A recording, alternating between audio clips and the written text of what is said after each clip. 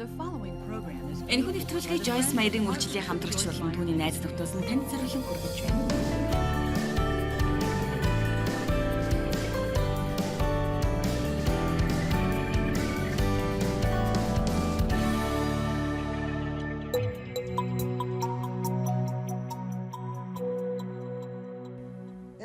Оюун санааны холбоос гэдэг номынхоо 8 дугаар бүлгийг би эергээр өөртөөгөө ярих гэж нэрлэсэн юм. Тэгэхээр би танаас нэг зүйлийг асууя.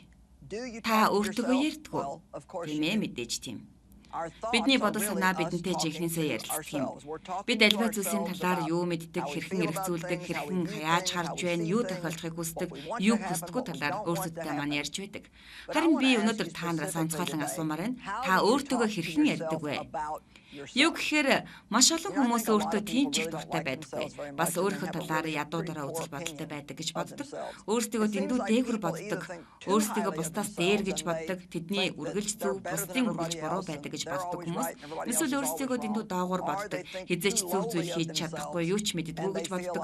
Өөрсдийгөө талаар муу бодол санаатай хүмүүсийн аль аль нь надад адилхан юм шиг санагддаг. Харин бид өөрсдийгөө Христийн дотор харж сурах хэрэгтэй юм. Юу гэхээр бид бүгдээрээ сул дорой. Хэрэв Бурхны өршөөл нэгүсэл байхгүй бол бид сул дорой байдал бүтлгүүт гим нүгэлдээ Бурхны өршөөл нэгүслийг хизээж хүлээж авахгүй. Харин хүн бүрт хүч чадал байдаг бөгөөд Бурхны бидэнд өгсөн тэр хүч чадал авьяас бэлэг ур чадварыг мөн бэлгүүдийг аваасаа гэж тэр хүсэж байдаг. Мөн биднийг хамгийн шилтгэн байгаасаа гэж Бурхан хүсдэг. Хэдийгээр таны амьдрал тохиолдож байгаа зүйл нь тийм сайн биш ч гэсэн Бурхан танд хэр их хайртай байдгийг, тань зориулсан сайн төлөвлөгөө байдаг гэдгийг бодож эхлэсэй гэж би танаас хүсэж байна. Учир нь тань зориулсан төлөвлөгөө байгаа гэж Бурхан хэлсэн. Та алдаа хийх бүртээ. Тийм ээ, миний хийсэн бүхий л зүйл бурууддаг гэсэн хандлагыг битгий тээгээрэй. Энэ бол үнэн зүйл биш ээ. Та маш олон сайн зөв зүйлийг хийдэг. Үнийг хэлэхэд яг одоо миний харж байгаа бүх хүмүүс та буруу зүйл хийхээс илүүтэй зөв сайн зүйлийг хийх магадлалтай гэж би бодож байна. Харин та зөвхөн буруу зүйл дээр анхаарлаа төвлөрүүлээд байвал та тэднийг өсгөж томруулаад тэгээд та өөрийнхөө талаар жинхэнэ буруу үзэл бодолтой болж эхэлдэг. Би танаас дахиад асууя. Та өөртөөгөө өөрийнхөө талаар хэрхэн ярьдаг вэ? Хэрэв та Бурхны арга замаар өөртөөгөө өөрийнхөө талаар ярилцаж сурах юм бол бусад хүмүүс таны талаар ярьж байсан ч энэ танд хор болж та ийм зүйлд нурж унахгүй. Тиймээс өөртөөгөө ярилцаж байхад өөрийнхөө талаар бодож байх үед орж ирдэг бодол санаандаа анхаарлаа хандуулж тавьж эхлээрэй. Учир нь та өөрийнхөө талаар ярилцаж байна. За сайн мэдээ гэвэл та өөрийгөө шархлуулж гэмтэх арга замаар ярьснаас өөртөө ашиг тус авчрах арга замаар өөртөөгөө ярьсан нь дээр шүү дээ. Энэ талаар бүгдээрээ маш сайн бодох хэрэгтэй. Баярлалаа. Бурхан та бүхнийг ивэг.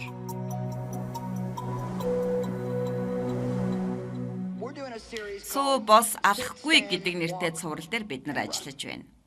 Энэ номыг бичих болсон нөхцөл нь хэрэв та нялх хүүхдийн талаар мэддэг бол тэдний хийх хамгийн ихний зүйл бол Бурхны амар тайван руу хэрхэн орохыг дүрслэн үзүүлэхийг хүсдэг юм. Иесус Бурхны баруун гар талд суудаг. Тэр дээшээ өргөгдөөд тэнд суусан энэ бол хамгийн чухал зүйл. Тэр илгээгдэж байгаа зүйлээ хийж дуусгасан учраас тэнд суусан. Бурхны юр бусын гайхамшигтай амар тайван руу орсон юм. Эфес 2:6 дээр та биднийг Христийн дотор Тэнгэрлэг газар суулгасан гэж хэлдэг. Энэ нь юу гэсэн үг вэ гэхээр бид нэгэн зэрэг хоёр өөр газар амьдардаг гэсэн үг юм. Мэдээж хэрэг би энэ тавцан дээр зогсож байна. Та нар намайг харж байна. Гэхдээ дотоод байдлаараа зүрх сэтгэл сүнсэн дотроо би Тэнгэрлэг газарт сууж байна. Учир нь би Бурханд үннээсээ итгэдэг. Бас би энд болж байгаа бүх зүйлийн талаар санаа тавьж Бурхны амар тайванд орсон байна. Тэгэхээр миний бие энд харин зүрх сэтгэл маань Христтэй цуг. Зөвхөн тэр л хийж чадах зүйлд итгэж найдан Тэнгэрлэг газарт сууж байна. Таач ингэж амьдарч болно. Та Тэнгэрлэг газруудад амьдарч байна. Та амар тайван байдлаар эцэг их байх боломжтой. Та хүнд хэцүү нөхцөл байж болно. Хямрал донд байгаа ч гэсэн та дотоод сэтгэлдээ Бурхны амар тайван дотор байж чадна. Таны жинхэнэ амьдрал таны дотор байдаг. Таны эргэн тойронд болж байгаа зүйлд биш шүү. Таны жинхэнэ амьдрал таны дотор оршдог. Та гайхалтай сайхан нөхцөл байдалд байвч та амар тайвангүй хөрхилтэй байж болох юм. Харин та олиггүй муухай нөхцөл байвч амар тайван гайхалтай амьдралтай байж болох юм шүү. and be miserable. You can have lousy circumstances and have peace and have a wonderful life. Тэгэхээр нөхцөл байдал руугаа биш харин зүрх сэтгэл рүүгээ харцгаая. Хэрвээ бидний зүрх сэтгэл бурхан дотор зөвхт байх юм бол бусад бүх зүйл сайхан болох болно. Бурханы амар тайван дотор байх нь үнэхээр гайхалтай. Одоо дараагийн нэг зүйл бол Бурханы амар тайванд оронгуудаа бидний хийх ёстой зүйл бол Бурханы дотор хүчтэй зогсож, дайсныхаа эсрэг зогсож чаддаг болох юм. Энэ талаар бид өмнө сурсан. Дараа нь бид энэ зүйлийг өдөр бүр хэрэгжүүлж амьдрах хэрэгтэй. Юу гэхээр сүм рүү очих нь агуу зүйл. Харин гэртээ арайг сурснаа хэрэгжүүлэхгүй бол бид ямар ч үр дүнгүй. Би танд нэг зүйлийг дахин хэлье. Сүмд явах нь агуу хэрэг. Гэхдээ гэртээ арайд хэрэгжүүлэхгүй бол ямар ч сайн зүйл болохгүй. Хэрвээ та намайг хувь хүн талаас ямар хүн бэ гэдгийг харахаар ирсэн бол би энэ цагийг дэмий үрж байгаа хэрэг шүү. Та нар энд суралцахаар ирсэн. Бид хэрхэн Бурхныг илүү сайнаар алдаршуулахыг суралцахын тулд би энд байна. Бид үргэлж сонсох хэрэгтэй байдаг. Бид сурсан зүйлээ хэрэгжүүлэх зорилгыг аль хэдийн авсан байдаг. Үгийг сонсогч бай, харин бид өөрсдийгөө хуурдаг хүмүүс ах хэрэггүй. Библи биднийг уралдаанд гүйж байгаа гэж хэлсэн. Маш олон хүмүүс харин тушаалуудыг хольж хутгасан байдаг гэж би боддог. Маш олон хүмүүс аврагдсан. Тэд бурхантай цуг уралдахыг хичээдэг, агуу зүйлсийг хийдэг ч гэлээ тэд хэрхэн тэнгэрлэг газар зогсохыг мэддэггүй гэж би боддог. Тэд хэрхэн бос зогсохыг мэддэггүй. Тэд заалгасан зүйлсийгээ дагуу алхдагч үгүй байж сайн зүйлсийг хийхийг хүсдэг. Тиймээс бид зөв ойлгох хэрэгтэй, мөн цаг хугацаа хэрэгтэй гэдгийг ухаарах хэрэгтэй. Бидний бурхантай харилцаа бол аялал юм. Энэ талаар илүү их бодох тусам учир нь би маш олон жил бурхантай алхаж байна. Би энэ аяллахаа талаар бодох тусам бурхантай илүү нухацтай харилцаатай байсан 40 гаруй жилийн хугацаанд бүхэлдэлүүд гайхалтай байсан гэж би боддог. Би олон жилийн өмнө аврагдсан. Гэхдээ би дотн харилцаатай байгаагүй. Би энэ талаар ярих их дуртай. Яагаад гэвэл маш олон хүмүүс сүмд очдог, гэртээ хайрдаг. Сүмд очдог, гэртээ хайрдаг. Сүмд очдог, гэртээ хайрдаг. Сүмд очдог, гэртээ хайрдаг. Та Христ итгэгч мөн үү? Тийм ээ, би сүмд явдаг. Тийм ээ, юу гэхээр таны өдөр бүрийн амьдралд ямар нэгэн нөлөө байхгүй, амьдралдаа энэ итгэлээр амьдрахгүй байвал энэ нь ямар ч утгагүй зүйл юм. Тиймээс өнөөдөр бид Библиэд алхам хийх талаар юу гэж байдаг талаар ярилцахыг хүсэж байна. Бид итгэлээр алхдаг. Бид хайр дотор алхдаг. Христ алхсны адил бид бас алхдаг. 1-р Телосоник дээр бид эзэнд таалагтахаар алхдаг гэж хэлдэг. Колосе 3 дээр бид дуулуургүй хөвгүүдийн адил алхдаггүй. Яахан дээр бид гэрлийн дотор алхдаг гэж хэлдэг. Би Эфес 5 дэх дуртай энэ талаар арай илүү гүн гүнзгий харцгаая. Хэрхэн алхаж байгаагаа хянамгай бай. Би энд маш их дуртай. Галат 5 дээр бид сүнсэн дотор алхдаг гэж хэлдэг. Бас бид махан биеийн дотор хүсэл дотор нь алхдаг гэж заадаг. Тэгэхээр алхах гэдэг үндсэндээ алхмуудаас бүрдэг.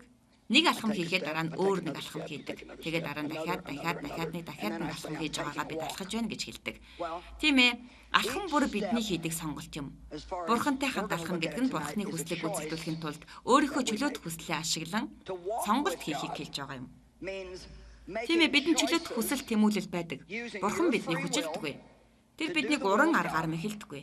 Тэр биднийг алгаддаггүй. Тэр бидэнд харуулдаг, удирдах, зааж чиглүүлдэг. Тэр бидэнд хэлдэг, харин тэр биднээр хийлгүүлдэггүй. Бид бол робот биш, харин тэрний хүүхдүүд юм. Бид хүссэн амьдралаар амьдрах хэрэгтэй гэдгийг ойлгож мэдээсэй гэж хүсдэг. Харин тэрнийг хайрлсан учраас тэрний төлөө амьдрахаар чөлөөтэйгээр сонгоосэй гэж хүсдэг. Тиймээс Библи дурддагсан маш олон хүмүүс Христтэй холбогдохоос өмнө боолууд байсан. Харин тэднийг эзэн чөлөөлсөн үед ч тэд өөрсдөө сайн дураараа боол болдог байсан.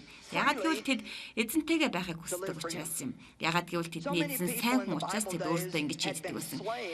Тиймээс Паул би эзний сайн дурын хоригдл гэж хэлдэг. Өөрөөр хэлбэл тэрнийг Христийн төлөө шоронд орог задуул гэж хүчлээгүй. Мацаг барь, өлсгөлэн, аюул, элдэн дор яв. Мөн доромжлогд яллуул гэж хүчлээгүй. Харин тэрнийг өөрийн хүслээр тэр хийсэн.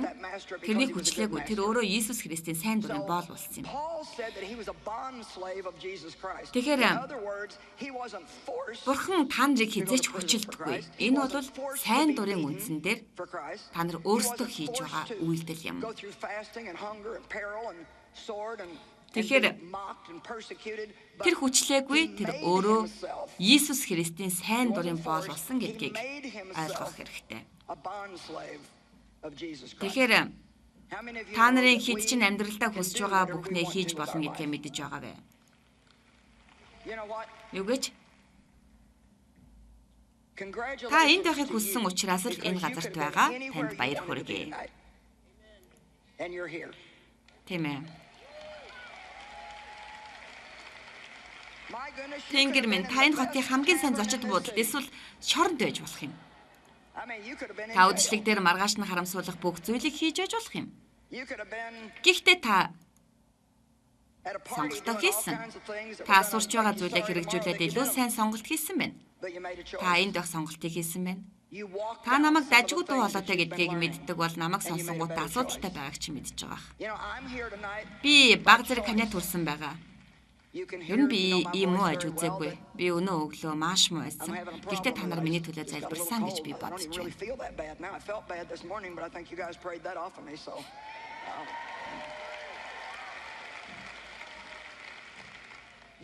Та сонголтоо хийсэн. Учир нь та нарын дотор олон бэрхшээлтэй тийм хүн байсан. Та эсэргүүцэлтэд тулгарсан. Өнөөдөр энд таныг ирүүлэхгүй байх шалтгаан байсан. Гэтэл та сонголтоо хийсэн. Бид өдрийн туршид ямар их сонголт хийдэг гэдгийг өнөөдөр би танарт мэдрүүлэхийг хүсэж байна. Бид амьдралдаа олон сая сонголтуудыг хийдэг бөгөөд сайн сонголт бүр нэцтэй сайн үр дүнг авчирдаг. Би илүү тодруулъя. Заримдаа та зөв зүйлийг хийдэгч өмнөх нөхцөл байдлаасаа илүү мууддаг гэдгийг би хэлэх байна. Юу гэхээр Шадрих, Мишах, Абедnego нар хаанд бид танд мөргөхгүй. Бидний бурхан биднийг чөлөөлөхийг хүсвэл тэр чөлөөлнө. Үгүй байсан ч бид таны өмнө сүгдэхгүй гэж хэлдэг.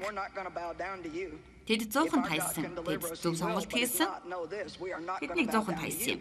Харин хаан 100-ыг өмнө байснаас нь 7 дахин илүүгээр халаасан. Та амьдралдаа зөв сонголт хийсэн ч өмнө нь байснаасаа 7 дахин илүү халаасан 100-нд орсон мэт зүйлийг мэдэрчээсэн үү? Харин та нарт хэлээ эцэст нь бид өнөөдөр зарим зүйлийг мэдэхгүй зүйлийн өмнө хизээч залгаж байгаагүй зүйлийн тухай ярих болно. Би өнөөдөр мөнхийн тэнгэрлэг зүйлсийн талаар ярих болно. Эцэстээ юу болохыг харж хийх ёстой зарим зүйлсийн талаар ярих болно. Өнөөдөр бид яг одоогийнхоо энэ цаг хугацаанд агшин зуурын жижиг зүйлд анхаардаг байх хэрэггүй юм. Харин бид сэтгэл хангалуун байх, талархалтай байж чадах тийм шийдвэрт анхаарах хэрэгтэй. Юу ч хүлээхийг хүсдэггүй нийгэмд бид өнөөдөр амьдарч байна. Бид зуурдын жаргалыг л хүсдэг. Энэ бол Бурхны арга зам биш ээ. Тиймээс бид олон тохиолдолд зөв сонголтуудыг хийсэн ч гэсэн зөв үр дүнганд хүлээх хэрэгтэй болдог. Заримдаа муу шийдвэр гаргаад муу үр дагаврын дараа нь хүртдэг тийм үстэй. Заримдаа муу шийдвэр гаргаад л үр дүн нь танд байгаад л гэдэгтэй адилхан. Заримдаа бид амьдрах ёстой замаараа амьдрахгүй байгаа хүмүүсийг хараад ингэж бодож болох юм. Би яагаад ийм хэцүү сонголтыг хийх ёстой юм? Тэд зөв зүйлийг хийдгүү ч гэсэн үр дагавар нь ирэхгүй л штэ гэж боддог. Тэгэхээр төгсгөлд нь би танарт хэлье. Мөнхийн зүйл бол их урт хугацаа юм уу? Төгсгөлгүй хугацаагүй цаг юм уу? Мөнхийн зүйлд цаг хугацаа байдаггүй. Юу гэж? Тэгэхээр анхны үеийн Христэд итгэгчид арсланд зүгээр л идүүлчихдэг байсан. Яагаад гэвэл тэд мөнхийн амьдралд дараагийн амьдралдаа хүчтэй итгэдэг байсан учраас юм. Би та бүхнийг энд өрөөгцөн байгаасаа гэж хүсэж байна. Гэхдээ энэс илүүгээр мөнхийн амьдралтай тэр амьдралаа надтай хамт тэнгэрт өнгөрүүлэхээр өрөөгцөн байгаасаа гэж би та бүхнийг хүсэж байна. Та бүхэн минь энд өрөөгцөн учраас ирсэн. Тийм болохоор илүү их өрөөгдөөсэй гэж хүсэж байна. Амен. Би сүүлийн үед энийг зүрх сэтгэлдээ маш их мэдэрч байгаа. Бурхан миний зүрх сэтгэлд хийсэн зүйлс итгэх талаар би хангалттай удаан заасан гэж боддог.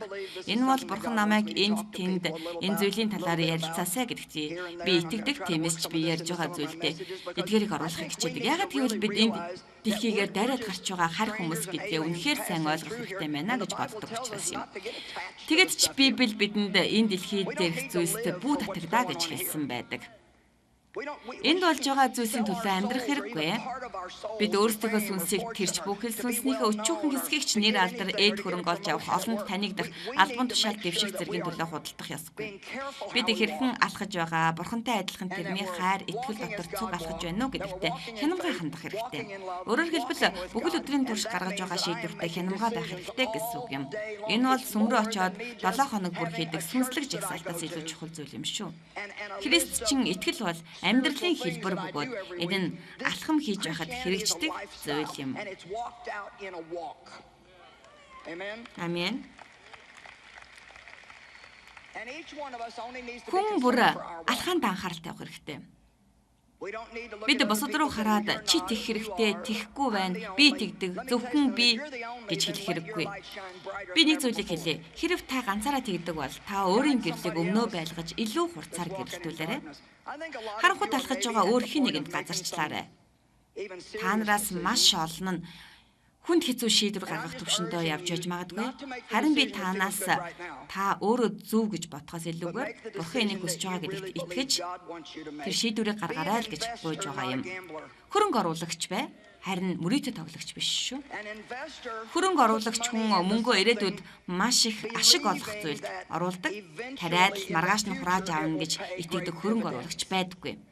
Энэ бол олон хүмүүсийн яагаад мөнгө зөв хадгалж чаддаггүй, амьдралынхаа сүүлийн жилүүдэд бэлтгэлгүй байсаар төгсдгийн нэг гол шалтгаан юм. Учир нь тэдний даруй үр дүн хүсэн хүлээдэг учраас юм. Тэд мөнгөө хадгалахыг хүсдэггүй, мөн ирээдүйн төлөө зарцуулдаггүй. Тэгээд ирээдүй ирэхэд тэд гуниглаж өөр хэн нэгний асрамжинд ороод дуусдаг. Санхүүгээ зохицуулах хамгийн сайн арга бол зарим нь өөх, зарим нь зарцуулах, зарим нь өөртөө хадгалахад Бурхан чиний хил хязгаарыг өргөсгөнө. Тэгээд чи илүү их өгөх, зарцуулах, хадгалах боломжтой болно. Гэхдээ бид энийг ирээдүйнхээ төлөө сайн бэлтгэлтэй байхыг хүсэж байгаа бол хийх хэрэгтэй шүү. Харин мөрөөдлийн тоглоомчин бол үргэлж авахыг найдаж буруу сонголтыг хийдэг. Ямар ч залуу эмэгтэй гэрэлхийн өмнө бэлгийн харьцаанд орохдоо жирэмсэн болно гэж боддог гэж та хэлэх үү? Үгүй ээ. Тэд шийдвэр гаргах мөчтөө асуудалд орохгүй л гэж найдаж байдаг. Мансууруулах бодис хэрэгэлдэг хүмүүс ихэндээ энэ давтна гэж боддог гэж та нар бодож байна уу?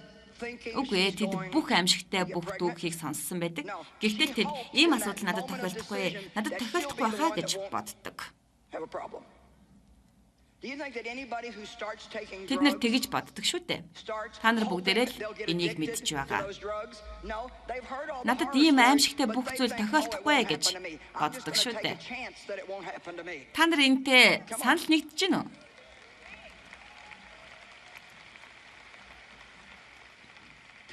Хүмүүс харилцаанд орохдоо нэг нэгнтэйгээ буруугаар хайцдаг. Тэд хүмүүсийг хянахыг хичээдэг. Учир нь хүмүүс тэдэнтэй буруугаар ярьдаг. Тэд хүмүүсийг өөрсдийнх нь амьдралд байнга байж байна гэж бодож харилцдаг. Гэвч би танд нэг зүйлийг хэлье. Тэд баяртай. Цааш та надтай ингэж харьцахыг чинь хүсэхгүй байна гэд хэлэх нэг өдөр ирнэ шүү дээ. Тиймээс би таныг одооноос эхлэн ирээдүйнхөө төлөө амьдрахыг гуйж байна. Таныг дараа нь аз жаргалтай болгох шийдвэрийг одоо гаргаасай гэж гуйж байна. Харамслаас өөр юмгүй хөгшин эмэгтэй байхыг би хүсэхгүй байна. Эргэж хараад баярлалаа Бурхан минь намайг зөв шийдвэр гаргахад тусалж байсантай гэж хэлхийг хүсэж байна. Сонголт шийдвэр хоёр бол чөлөөт хүслийн үр дүн юм.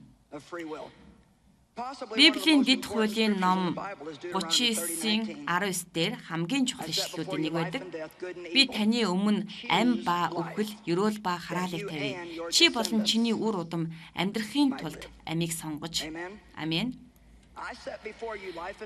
Би чиний өмнө ам ба үхэл, ерөөл ба хараалыг тавьж байна. Чи болон чиний үр удам амьдрахын тулд амийг сонго. Бурхан бидэнд зөвлөгөө өгч байна. Гэхдээ тэр бидний хүчилдэггүй. Библи бидэнд нарийн ба өргөн зам байдаг гэж заадаг. Эдгээрийн талаар Матай 7-гийн 13 ба 14 дээрээс харж байна. Би өнөөдөр энэ талаар суралцахгүй. Гэхдээ Иесус бидэнд энэ талаар хэлсэн байдаг бөгөөд өргөн зам нь амархан мөн үр дүн нь хурдан харагдана гэж хэлсэн. Мөн энэ зам бол бүх зүйл нь сайн сайхан тааламжтай байдаг замаа гэж хэлсэн. Та өргөн зам дээрээс олон найзыг олж авсан. Та өргөн зам дээр хизээж ганцаардахгүй. Гэхдээ нарийн зам гэж байна. Нарийн зам дээр хэн байдгийг би танарт хэлье. Энэ зам дээр Иесус байдгийг. Хэрвээ та тэрнтэй хамт алхахыг хүсэх юм бол боломжтой бөгөөд энэ таны явах ёстой зам юм. Энэ замд махан биеийн бүхий л ачаа тэшийг агуулах ямар ч зай байхгүй. Амьдралаа би сайнаар эхлээгүй учраас хүмүүсийг үдэн ядах, хорсолтой байх, өс хонзон тех, амьдралын туршдах өөр хилэнг чинь багтаах зай энэ зам дээр байгаагүй. Цаг үргэлж өөртөө харамсах мөн гоншигнох, гомдлох зайч байхгүй. Хэрвээ та нарийн замаар амьдрахыг сонгосон бол энэ нь амиа хөтлөн гэж Библиэлд хэлсэн байдаг. Хэрвээ өргөн замаар амьдрахыг хүссэн бол энэ зам суурил руу хөтлөнө. За тэгэхээр Бүрийдээ тоглогч биш харин хөрөнгө оруулагч вэ? Та нарт сайн зүйлийг хэлье. Юуны төрөнд илчлэлт 22-ын 12 уншия. Харагтун би удахгүй ирнэ хүн бүрт үйлснийхэн дагуу буцаан төлөхийн тулд миний шагнал надтай хамт байгаа гэж бичсэн байдаг. Бид үйлсээр аврагддаггүй, харин бид нэгүслээр аврагддаг. Гэхдээ энэ дэлхий дээр бид хэрхэн амьдрсан дээр үндэслэж шагналаа авдаг, эсвэл алддаг. Та энийг ойлгож байна уу? Тэгэхээр мөнхийн улсын хаалганы арт талд арай ядан дуурахтаа сэтгэл ханаж болох юм аа. Гэхдээ би та нарыг ингэж амьдраасаа гэж хүсэхгүй байна. Би сүнслэг байдлаар бүхнийг атгах дуртай хүн. Би мөнхийн улсад очихдоо өөрийнхөө авч болох бүхнийг авахыг хүсэж байна. Амен. Тэгэхээр надад нэг төлөвлөгөө орж ирлээ. Залуучуудаа би нэг семинарыг Иесус, Мосе, Илиятай хамт хийхийг хүсэж байна. Та миний юу хэлэх гээд байгааг ойлгож байна уу? Би мөнхийн улсад ийм зүйл болоосаа гэж залбирч байна. Тэнд жив жолоо барихаар явахгүй би ч бас. Би мөнхийн улсад хүсэг тэрэг хариуцсан ажилтдаг. Амен. Энэ дэлхий дээр ургацаа хурааж авч чадахгүй байж болох шийдвэрүүдийг гаргах хэрэгтэй гэж намайг ярьж явах үед та нарын хэдэн миний юу ярьж байгааг ойлгож байна уу? Хэрвээ та 100 жил амьдардаг бол яах вэ? Энэ бол том асуудал. Мөнхийн амьдралын гэрэлд энэ нь ямар шуухан байх юм? Хонгор минь бид энэ дэлхийг зүгээр дайраад өнгөрч байгаа. Таны эзэмшиж байгаа бүх зүйл хувцас, үнэт, эдлэл, машин, гэр танд байгаа бүх зүйл чинь одоо муудаж байгаа гэдгийг та мэдж байгаа зү.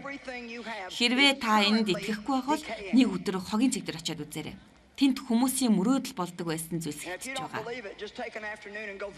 Тэгэхээр нэгэн цагт хогийн цэг дээр хэвтэх зүйлсийн төлөө хүмүүс гэрлэлтээ сүйтгэдэг. Хогийн цэг дээр очих зүйлсийн төлөө хүүхдүүдтэйгээ дотн харилцаа холбоогүй амьдардаг. Хогийн цэг дээр очих зүйлсийн төлөө хүмүүс сүнсээ худалддаг. Үгүй. Би ирээдүйн төлөө амьдарч байна. Би мөнхийн амьдралд Бурхантай хамт байхын утга учирыг ойлгосон. Сайн мэдээ гэвэл бид алхаж байх та. Заримдаа ундаг. Ял хүүхэд анх алхаж сурч байхдаа их ундаг шүү дээ. Тэгэхээр энийг бид шинэ итгэгчтэй зөөрлөлөн үзэж байна. Тэгэхээр яг үннийг хэлэхэд би залуухан итгэгч байхдаа эзэн дээр ирээд удааг байхдаа би одоо гэхээс хамаагүй илүү олон алдааг хийдэг байсан. Би одоо ч хүртэл хийсээр байгаа. Гэхдээ би тэр үед хийж байсан шиг тийм улам биш. Таны ойлгож ухаар хамгийн чухал зүйл бол та унах бүртээ босож чаддаг болох нь чухал юм. Харин танаас сонстоо та алдаа хийжээ. Та хийх ёсгүй нэг зүйлийг хийжээ. Энийг Библиэлд унах бүдрэх гэж нэрлэдэг. Нэг өдөр би зан чанараа гэж магадгүй бүр дор байдлыг үзүүлчих болох юм. Та өвдөөгүй байж дарагдаа өвдсөн гэж худлаа хэлдэг. Тэгээд дараа нь би ийм зүйл хийх ёсгүй байсан шүү дээ гэж хаалгалдаг. Тийм бол сэтгэл санаа чинь тавгүй байгаа бол та унсан байна. Та цаашаа алхаж чадахгүй. Гэхдээ та сууж чадна шүү дээ. Та унсан чигээрээ хэвтэй байдлаар алхаж чадахгүй. Та хэвтэй байдалтай алхам хийж чадахгүй. Та түр азнаад суугаарай гэж хэлээд байгаа маань гимшиг гэсэн утгатай юм шүү. Алдааныхаа талаар Бурхны амар тайван руу орох хэрэгтэй. Зайлвэ Бурхны амар тайван руу орцгоё. За Бурхан минь би энэс яахгүй нь би буруутай ялтай гэж мэдрэхийг хүсэхгүй байна. Намайг уучлаарай би гэмшиж байна. Би нэг дахиад хийхийг хүсэхгүй байна. Таны өршөөл уучлалын төлөө талархаж байна. Тэгэхээр одоо та суучлаа. Одоо та дахиж босоод Бурхан дотор хүчтэй болоод тийм ээ. Чи бол сайн Христэд итгэгч биш ээ. Бурхан чамд уурлаж байна. Чи өөрийгөө хэн гэж бодов гэж хэлж байгаа. Дайсныхаа эсрэг хүчтэй байгаарай. Бурханы төлөө юу ч байсан хийхийг хичээ. Дайсныхаа эсрэг зогс тэгвэл та хаанчлалын төлөөх алхаандаа буцаж орох болно. Тиймээс Христ дотор алхаж байхдаа чи унаж болох юм. Гэхдээ та өндийгөө сууж чадна, дараа нь босоод тэгээд алхаандаа буцаж орно гэдэг бол сайн мэдээ юм шүү.